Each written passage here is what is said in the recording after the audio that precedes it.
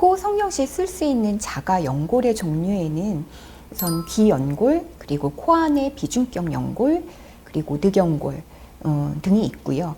그 다음에 자가 연골이 아닌 이물질로는 이제 기증 연골이 있습니다.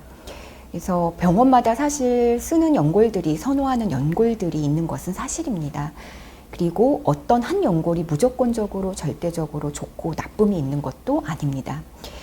각각 연골에 따라서 장단점이 있기 때문에 사실은 자기 코 상태라든지 필요로 하는 양에 따라서 결정을 하는 것이 가장 좋은 방법인데요.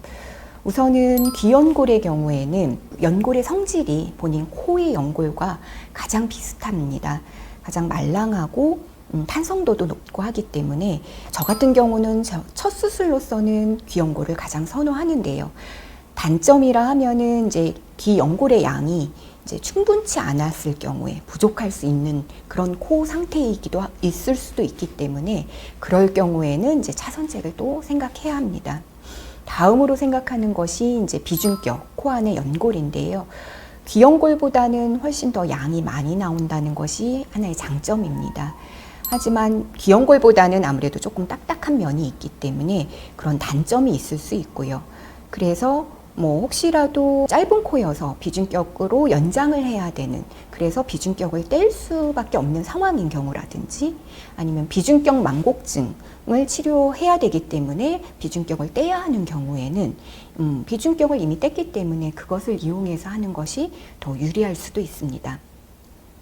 그 다음 이제 늑연골이 있는데요. 늑연골의 경우에는 훨씬 더 양이 많이 나올 수 있습니다.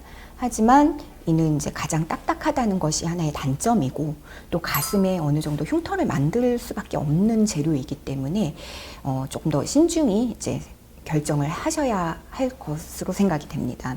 각각의 다 연골에 따라서 장점과 단점이 있기 때문에 이제 본인 코 상태에 따라서 필요한 연골의 정도, 쓸 수 있는 연골, 그것을 충분히 다 상담을 통해서 이제 결정을 해서 쓰는 것이 가장 이제 효과적으로 연골을 이용할 수 있는 방법이라고 생각을 합니다.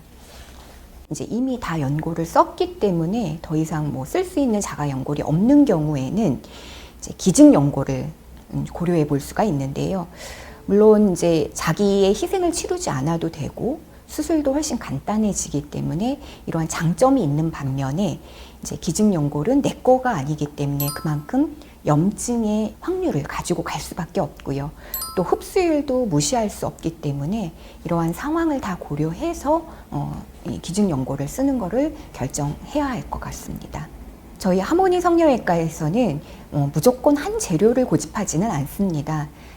환자가 이제 첫 수술이냐, 재수술이냐, 코 상태, 그리고 쓸 수 있는 연골의 종류, 이런 상황을 다 고려해서 환자와 충분한 상담을 통해서 가장 희생을 적게 하면서 가장 효과를 볼 수 있는 그런 재료를 권해드리도록 할 것입니다.